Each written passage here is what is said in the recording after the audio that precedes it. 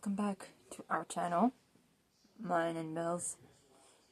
She looks kind of depressed today for some reason, probably the way I hold her. But yeah, we finished a new book today. Well, we finished it yesterday. It was so good. So, finished this Escape from the Isle of the Lost, which is a book 4 in Descendents series, book series. Based on the movies of Descendants on Disney Plus. Well, Disney movies. And this is by Melissa de la Cruz. Wait, her name's not on the cover. Yeah, it's Melissa de la Cruz, I think. Yeah, Melissa de la Cruz. So yeah, this is the 4th book, and it takes place before the events of the 4th movie. Is it the 4th movie? No, the 3rd movie. And in this one, you follow the characters from the movie, so Uma and like all the other characters, like Mal, Evie, Jay, Carlos, and King Ben, and all of that. Like it's before the movie, so it takes place before the movie. So it takes place in between the 2nd and the 3rd movie. So when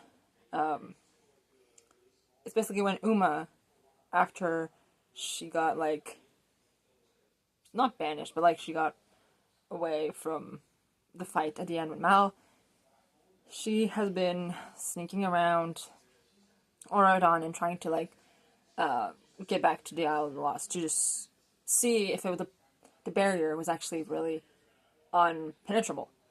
And she finds a hole. For some reason, there's always a hole somewhere, and this barrier isn't 100% protected. Like, any villain, if they found those places, they could escape. But she finds a way back into the Isle, and the only reason why she discovers that hole in the barrier is because she hears heavy metal music, which only one person would listen to heavy metal, apparently, on the island, and that is Hades, the god of the underworld. Which, if you read the movie, you watched the movie, you know that he's Mal's father. And he listens to that music, so Uma hears the music through the barrier, and she finds a way in. So she decides to ask Hades for help in trying to, like, not capture Mal, but mess with Mal, so revenge. And that's basically the story. And also it's the graduation for the 4 VKs, like the main 4 villain kids. So, like, Evie, Jay, Carlos, and Mal are graduating from Oradon Prep, which is, like, so cool to see. So they go onto the island to actually get other kids to join them in Oradon at school. So just like in the 4th movie, the 3rd movie, we know who they bring. So it's like we follow how they get those kids to join. What I really liked is that the character Celia, so Dr. Facilier's daughter, what I like is that she loved the idea of going to Oradon, but not because she has seen how everyone has been getting along there. No, it has something to do with one of the other books, the novelizations of, like, younger books of this series, like Descendant books.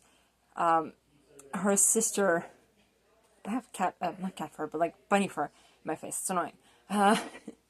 So she has heard about her sister, Freddie, who has found a way, again, out of the Island of the Lost. And Freddie has been living in Oradon for a while, and she loves the place. So basically, Celia has heard about it from her sister, and she wants to go. But at the same time, she doesn't really think she can go until the VKs So Mal and the others go to the island, and they go directly ask the principal of Dragon Hall, I think it's called, their school on the island, if he can put like posters around the school that says, "Hey, we're recruiting the new kids for the island lost from the island to go to Oradon." And Dr. Facilier, who's the principal of Dragon Hall, he's like, "Okay, what's in it for me?" And they're like, we don't do this like that anymore. We don't get bribes from people. We don't make bribes." He's like, "Well, there's one thing I want, and it's for my daughter Celia to go to Oradon because she loves it and she wants to go," or something like that. And I'm like, that was amazing, because Dr. Facilier wouldn't be the type to be excited for his daughter Celia to go to Oradon, but he gets her. In a way, that's sort of how she gets there in the movie. But yeah, and you follow the fact that it's like, yeah, those characters and all the characters that we know and love. It was really good. So, yeah, I love like how the characters meet Celia as well. I like how Hades is in that book. In that book, yeah, it's like my favorite version of Hades in anything. Maybe, yeah, definitely. I never watched the Disney movie of Hercules because I don't know, there's something I don't like about it. I just never finished it. But yeah, I love that Uma was in it. And like I said, there's random places where they can escape from the island, which I thought was always weird in these books, but it works. I liked that we saw also Pain and Panic, the demons or something from Hercules, and the fact that Panic is wearing a pair of sandals with Hercules' face on it. It was hilarious, which is totally something he would do. When Uma meets Hades for the first time, it's funny because he calls her Shrimpy, which is the nickname that Mal gave her in one of the books, in the second book, I think, or the third book in the series. And it's funny because it's exactly like Hades is like, "Wait, I thought your name was Shrimpy," which just makes sense that he follows what his daughter says and stuff. It's funny. I enjoyed that. And there's one scene where Uma notices that Hades is feeling like a little saddened about something. And when you know the context and when you know about who he is, you realize that it has something to do with Mal, which I thought that was really good touch from the book. And yeah, I like the fact that Facilier helped sort of the kids in a way. So yeah, I loved also that we saw Evie and her boyfriend Doug. The fact that we got a little more about his family, knowing that Doug has like a lot of siblings, not siblings, but cousins and stuff, and that one of the dwarfs from Snow White, Doc, is not a doctor anymore, but he's a real estate agent, which just was funny. I did not expect this, but yeah, he's a real estate agent now. We got to see also the two sisters, Harry's sisters. So, Harry Hook. So we saw Harriet and we saw CJ, which CJ has been also in Oradon for a while, at the same time as Freddy, which was really cool to see that they added these characters. And also Harriet wants to go to Oradon because CJ is there. And I really liked that we got them. There was one scene, again, in the book, with the character of Harry, Uma, and Gil, so... And Gil is not the smartest tool in the shed. Like, he's... Yeah, sometimes he's a bit dumb.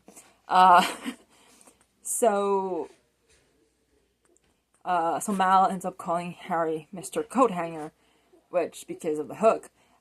And then he's like... Gil is like...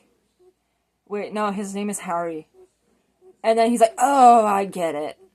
It's like, okay, yeah, it took you a while. But I like that. And yeah, I like that. Look, you can hear Belle making noise. I don't know. I hope you hear it. But yeah. Okay. And then I like the scene with one of Audrey's cousins, which I really liked how that cousin kind of like mentioned Audrey, because it's Audrey. Like that princess that used to date Ben. The whole reason why she's a bad guy in this fourth movie, third movie, or whatever. So like the reason why she's bad, and has her whole song about the Queen of Mean. I love how she was like to talk to her and like saying, "Oh, well, I was supposed to have like a dress made for like graduation and stuff, but I can't because the three fairies are stuck working for Audrey with her dress, so I have to use Evie." And it's like, why does it always have to be Audrey? It's Audrey, Audrey, Audrey. Which is so true. Audrey is like always thinking about herself. Which was really good to see that in the book. And how like Evie was like, oh yeah, sure, I can make you a dress. Like, I don't mind. So yeah, this book was really good. I loved it. It's a 4 out of 5 stars, honestly. And yeah, it was amazing.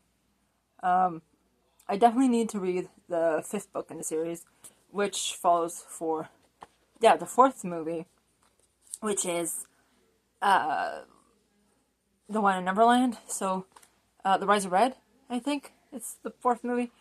I didn't watch it yet. I watched the movie. I wasn't like a fan, so we'll see with the book, like if it's good.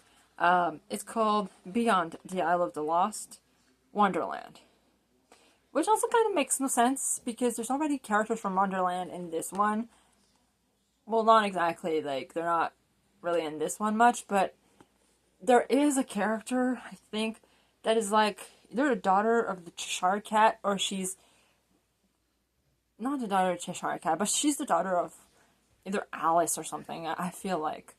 But yeah, we'll see. I mean, it's gonna follow villains, so I mean, it makes sense that it's Red from Descendants, the 4th movie. So yeah, it was actually really good. I enjoyed this.